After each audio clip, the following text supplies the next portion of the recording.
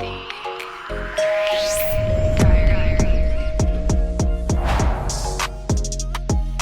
the Dry Diaries with your author, Alex Dry.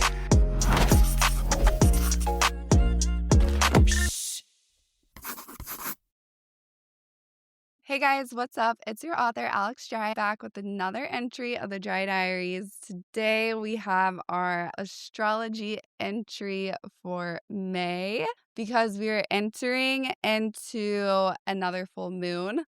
This full moon is called the Flower Full Moon, which sounds super sweet, dainty, and cute, but it has much deeper energy because this full moon is happening in Scorpio, which, if any of you guys know Scorpio, you know how Scorpios are. No shade. A couple of my best friends are Scorpios, but it's giving a very emotional detective type of energy because nothing stays hidden under a Scorpio full moon.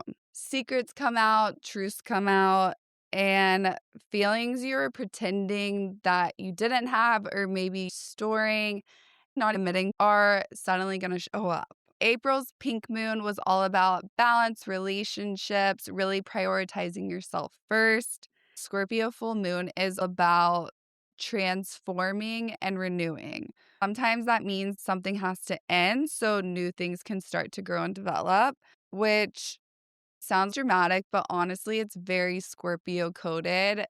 I know some of my friends that are Scorpios, they're like, transform. I can transform overnight. If someone reveals something to me, goodbye, new things are coming. Every full moon happens between two opposite signs, and the opposite signs for this full moon are Scorpio and Taurus.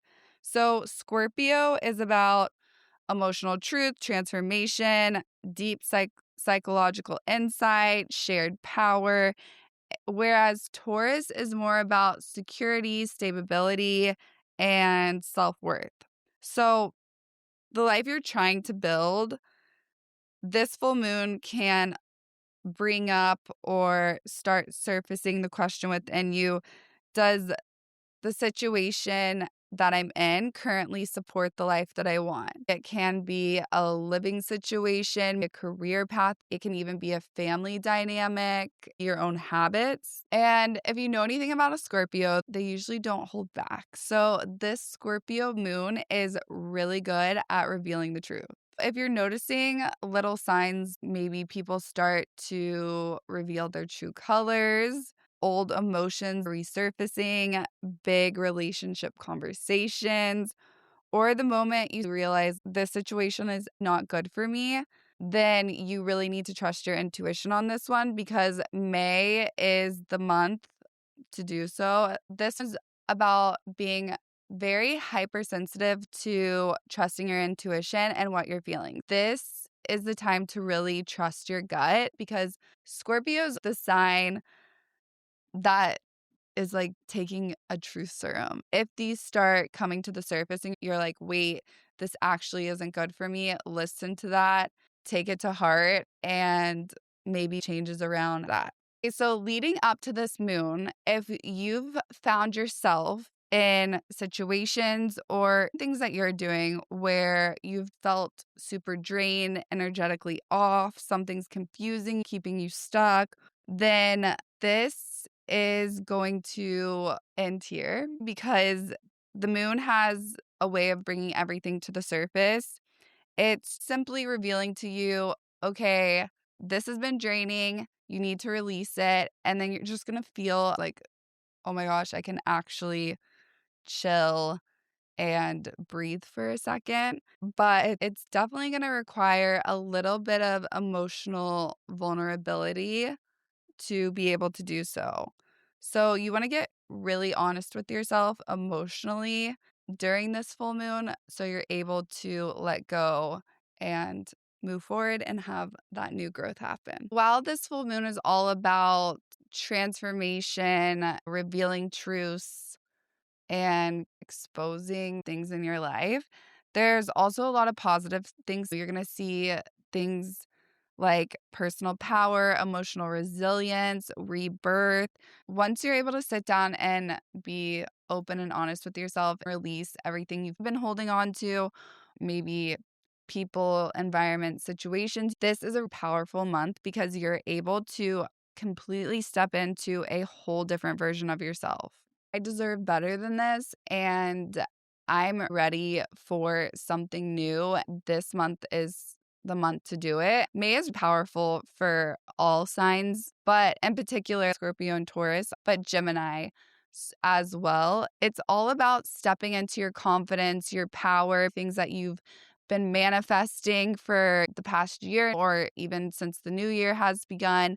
This is a month where you're going to start seeing change, and everything that you've been wanting is going to come to fruition. It's really important to step into your confidence, own your power. Don't accept things that this new version of yourself wouldn't. I did a little retreat back in 2025, and she had us journal, if we could have anything in life, what would that look like? What would she be named? What would she dress like? Where would she live? What career would she have? How would she feel? What would her morning routine be? Getting down into every single detail. I sat there like, what the fuck? Like, I don't even know what that would look like. It really had me start thinking, I want all these things in life, but if I can't even envision it, then what am I doing? So if you're like, yeah, I really want to step into this new version of myself, I want to see change, whether it's in my career, my personal life, my relationships. If you do that exercise, it is going to help in bringing clarity to how you envision your future or what your boss ass self looks like. So, this is the energy of reinventing yourself, cutting off unhealthy cords, stepping into your confidence, owning your power, because a lot of the best chapters begin when you say, I do deserve better than this. I want this dream life, and I'm going to step in the confidence and the power to do so. This full moon is giving the energy of let's fucking go because I'm going to step in to what I've been wanting to become. But also, as I mentioned, Scorpios are very good at seeking the truth and also uncovering what works for them and what doesn't work for them. Sometimes the truth is beautiful, sometimes it's uncomfortable. Either way, I think that this full moon is really a time for you to embrace that getting clarity is powerful because once you see the reality of something, you can choose for yourself, is this a dynamic I want to stay in or have I evolved past it? And the flower moon energy is very much about evolution, transformation, stepping into your power. So if you want to lead into this full moon energy, I always try to do a full moon little ritual at the beginning of every month. This full moon happens to be at the very beginning of the month, which is perfect. So what I personally do is I will sit down, turn on frequency sound. Some of my favorite is 428, there's 777. Honestly, there's so many different hertz that hold strong healing patterns. I did a podcast on it before. You guys can go check it out. It was one of the earlier episodes I did. But yeah, so I'll sit down, turn on that music, or even you can turn on a meditation, whichever one you're comfortable with. I'll light some Palo Santo and do a little meditation, 10-15 minutes. And then I'll take a little piece of paper out of my journal and write down whatever reflects for that full moon. I'll either burn it or tear it up.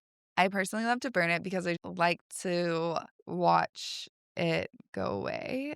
And it's almost like a release for me. If you want to do the flower full moon ritual for this month and lean into this energy, take a piece of paper and write down something you're ready to emotionally release.